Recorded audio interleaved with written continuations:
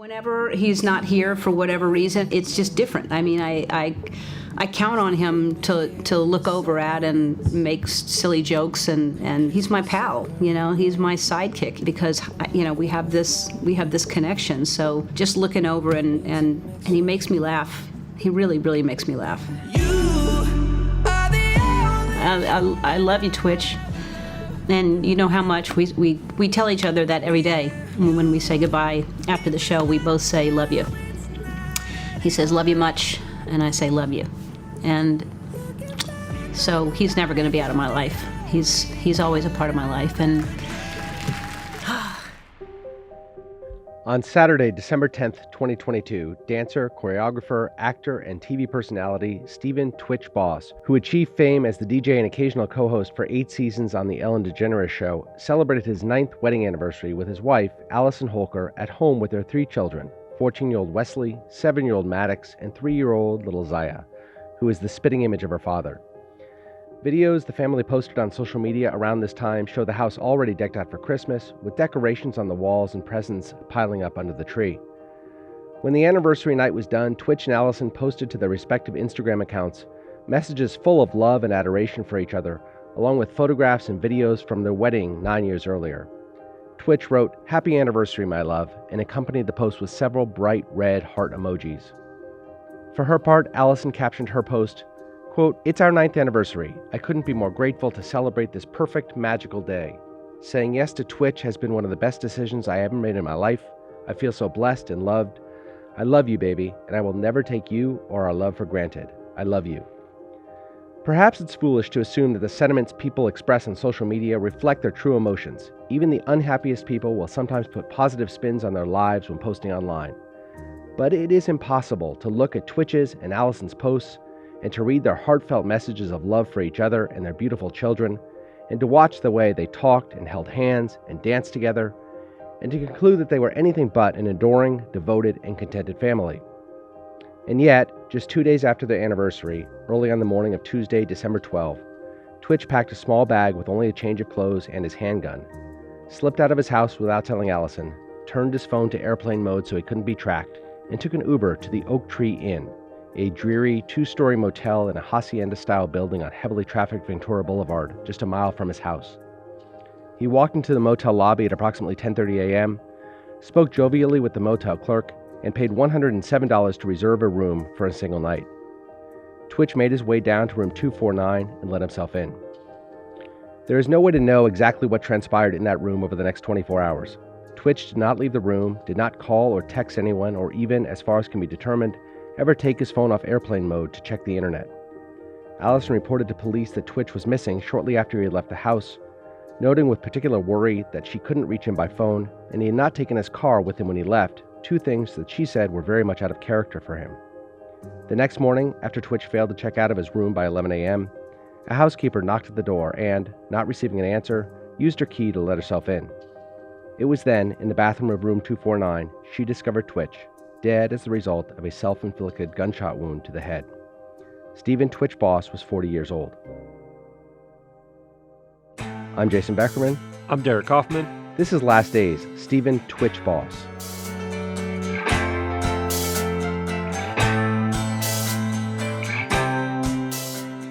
TMZ broke the story of Twitch's death on the morning of December 14th. A short time later, Allison issued a statement that read, "It is with the greatest regret that I have to share that my husband Stephen has left us. Stephen illuminated every room he entered. He valued family, friends, and community above all else, and leading with love and light meant everything to him. He was the backbone of our family, the best husband and father, and an inspiration to his fans." She concluded, "Stephen, we love you, we miss you, and I will always save the last dance for you." Allison intentionally omitted from her statement her thoughts on why she believed Twitch may have taken his own life. Her sole focus, she would later say, was on the couple's 3 children, and she rightly asserted she did not have any obligation to satisfy the public's curiosities. Nevertheless, there was enormous public interest in Twitch's death and a deep fascination about what may have caused this seemingly happy man with so much to live for to end it all. The coroner reported that there were no drugs or alcohol in his system when he died, and countless interviews conducted by law enforcement and the media of his wife, his extended family, his friends, and his colleagues shed no light on what went wrong. To a person, everyone who knew him said Twitch never indicated in words or actions that he had ever contemplated harming himself. A few days after his death, on December 16th, 2022, the LAPD reported Twitch left a suicide note in the room where he died. The full contents of the note have never been made public, but according to law enforcement sources, it only made one vague reference to, quote, past struggles, but did not specify what those struggles were or why they may have led to suicide. Derek, the combination of such intense public interest with such little illuminating information meant that speculation would soon fill the void, and boy, did it. Twitch's friend, former American Idol contestant and reality star Todrick Hall, dropped a bombshell in late December when he implicated Twitch's former boss, Ellen DeGeneres, in Twitch's death. At the time, DeGeneres was facing a flurry of accusations from former employees that she had created an on-set culture of fear and intimidation that negatively affected the mental health of some of her employees. The news about Ellen created a wave of online criticism at the time, including some directed at Twitch, and Hall suggested it may have all been too much for him. He said, quote, people were looking at him like, why are you still supporting this woman? And I think he was under a lot of pressure. If I was in the wrong position of where this abuse would keep happening for years and years and years, there's only so much a human being can take. Hall's accusation was met with backlash and reportedly cost him 2 commercial endorsements, but he didn't take back the assertion. Jason, I remember this very well. This was at the time when Ellen had built this edifice as the nicest person on television. She would have YouTube stars, and all of a sudden that edifice was crumbling. And because there were no details about Twitch's death, people just rushed to fill that void. And I thought it was downright nasty. Look, Ellen is a controversial figure, and how she treated her staff on that set has become the source of a lot of speculation, and frankly, some of it has been confirmed in her behavior. But to rush to the judgment that someone who took their own life in a hotel room was somehow laid at her feet, I found gross. I really did. It was gross. And there was, to the point, we'll talk more about this, there was a lot of speculation, and it happens, right? Obviously, Allison had no obligation to fill this void. Sure. And honestly, as we'll learn, she didn't really know what had happened exactly.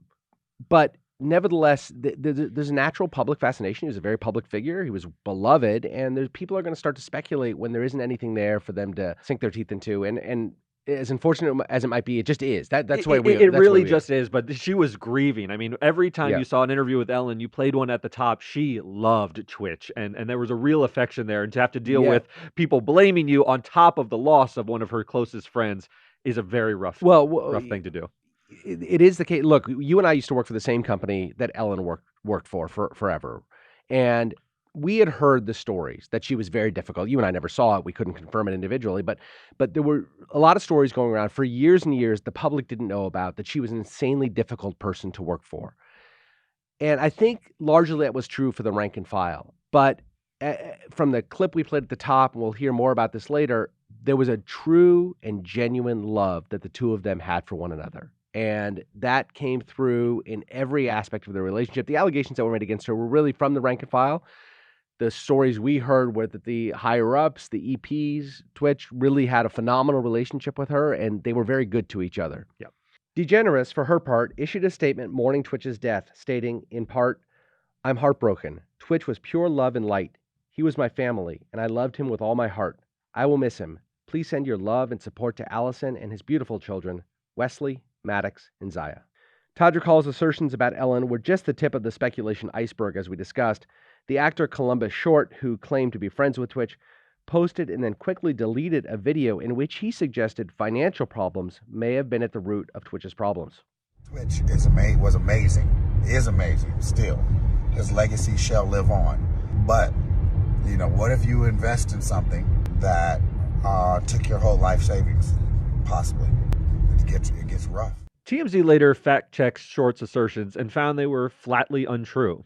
For his final 2 years on Ellen's show, Twitch was an executive producer with a 7-figure salary, and both Twitch and Allison were still making excellent incomes from their various TV appearances and a clothing line, and their Los Angeles area home was worth about $4 million.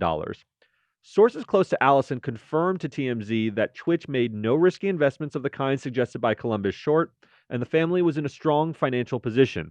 Over the next several months, as Allison continued to focus on her family and elected not to indulge the public's curiosity, more baseless and insidious rumors spread involving Allison and various of Twitch's other co-workers, all of which were unsupported by any evidence or even common sense, but quite naturally took their toll on Twitch's family.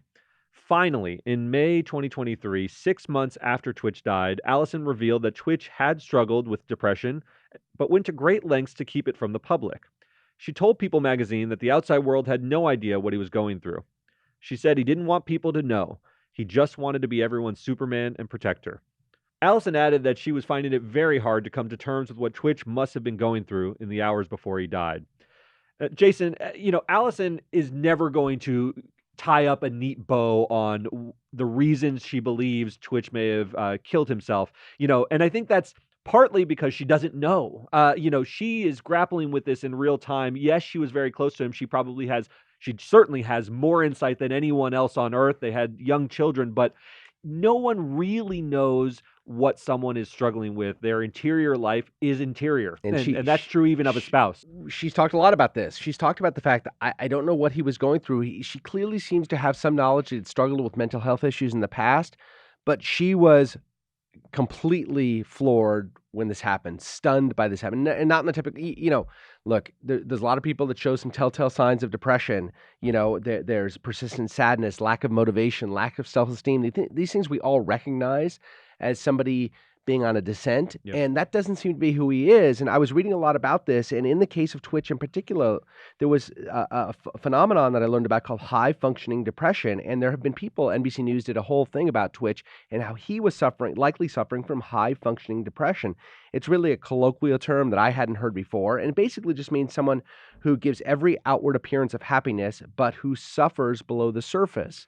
And so we think of depression as all-consuming. Yes. You want to sit in a dark room and be away from people. Twitch obviously wasn't doing that. Twitch was a DJ on a popular daytime television show. He was gregarious. He had relationships with Ellen and other staff members. So it doesn't square with how people think of depression, but there is a way of it manifesting this way. That's right. And so, look, if it was just the fact that he was gregarious on screen, the big million-watt smile, great guy, everybody loved him, everybody liked this guy, and he was very affable and lovable.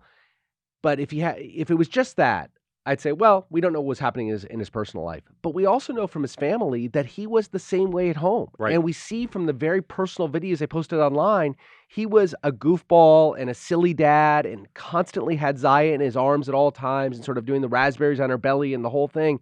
This, by all accounts, by all outward sort of views, he was a really happy guy.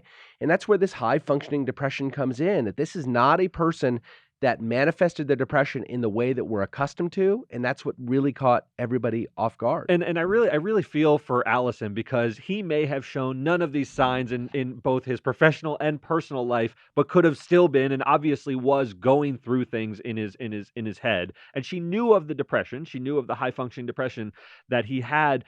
But people were looking. They're looking for her to say, we had a fight. Yeah. They're looking for her to say, we lost money on an investment. And she wouldn't give that They're to looking him. to say he would go down these rabbit holes of depression for months at a time and then come back out of them. Yes. Something that makes sense to us. Yes, people were looking. Was there something in his system? No, the autopsy report confirms that there weren't drugs or alcohol in his system. So one of the things that struck me, answer. Derek, is the motel staff who were interviewed by law enforcement after the suicide said that he was in a really good mood when he showed up. He even then he was presenting a happy face. Even could be minutes or hours before he died, he was presenting himself he had a happy forward face, and then he goes in and kills himself in the most horrific possible way. Yeah, it clearly wasn't a cry for help, because he did not want people to know Yes. he was going to go to that room. He was engaging. Turned his phone on airplane He turned his mode. phone off. He didn't Yeah. want to hear people talk him down. He wanted to commit this act, and he went to the room and he did it. And all he talks about in the suicide note, he doesn't give a description. He just says, past difficulties that he suffered from. Yeah. It's heartbreaking. It really is. And I suppose by now most people are familiar with Twitch's story. Originally from Montgomery, Alabama, he came to California to pursue a career in dance, ultimately finding some commercial success and fame when he was the runner-up on season 4 of So You Think You Can Dance. Ellen took notice of Twitch on the show and invited him to appear, where he was able to showcase his talent to a broader audience, and he became a recurring guest on the program. The audience absolutely loved him, and he flourished in this environment, becoming an everyday sidekick and then, over time, guest hosting when Ellen was away. He frequently brought Allison and his kids to the show, and he and Allison announced both of their pregnancies and births of their children live on the program. Being that it is Mother's Day, we thought this was the perfect opportunity to announce that we're having a baby. I just wanted to go back to what we talked about before about this incredible relationship they had. There's a real warmth between them. And I happen to know somebody who worked on the Ellen show very closely with both of them for years and talked about that warmth they had. They really did care about each other. Yeah, and you can see it. I mean, Yeah. Ellen, everyone questions now because she was able to present this, and we know that wasn't the full story with her personality. It really did seem like the full story with Twitch's personality. Like, he was warm, and anyone you talk to says he was warm. It comes from his history. I mean, this was a guy who was on a show called So You Think You Can Dance. How many stars have broken out of that? It wasn't American Idol. You know, American Idol minted stars for many, many years. So You Think You Could Dance. Dance in and of itself, we're not a culture that celebrates it that much. You can count on one hand Gregory Hines, people like that. And the who become ratings, famous dancers. the ratings for that show were literally 1/10 of what they were for American Idol and the other talent, the X Factor and the other talent shows. And he gets on Ellen when Ellen is the biggest show on earth. Yes. On daytime television after Oprah, it was just Ellen, and he was one of the stars of it. Yeah, it's really incredible what he did. I mean, he moved out here as a dancer. The chances of obtaining real success as a dancer are really small, right? It's not somewhere you go to for a lucrative career typically, but Twitch overcame all those odds. And you know what is possibly one of the saddest things to experience is he really got a lottery ticket. He ended up on Ellen. He's a DJ. He's making a 7-figure salary. And if you look then and you're still not happy, you know, like obviously his interior life was a darker place, and he must have looked around and said, I've got a beautiful wife. I've got a great job. I've got wonderful children.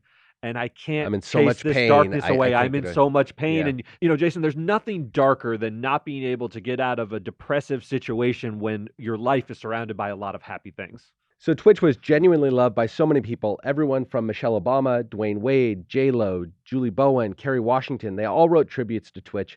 But these weren't your standard condolences to your family kind of messages that everyone gets. They were personal and heartfelt and moving and clearly aimed at someone they came to know and cared about deeply. Channing Tatum, who became very close friends with Twitch while they worked together in one of the Magic Mike movies, called Twitch, quote, the kindest, warmest, sweetest soul I had met in the business. He noted that Twitch made a point to check in on Tatum and his family when they were going through a difficult time. Tatum said that Twitch was beloved by literally everyone. I have no words. There aren't any. My head or heart cannot understand this. But the loss felt by Allison and the 3 children is the most unimaginable of all. The way he died without warning, giving them no time to prepare. Allison said she can't help but wonder every single day about what she could have done to save his life, the warning signs she missed, and how she could not see that someone she loved so much was in so much pain. If, as Derek and I have, you watched the recent interviews with Allison about her husband, you can't help but be moved by her profound sadness and her strength. She speaks so eloquently about what a kind and generous man her husband was, and what an amazing impact he had on his children. And so we'll give Allison Holker the final word. Stephen was an incredible father, an incredible husband, and we shared in something so special. Like, our love was so real, and it was so loud and beautiful.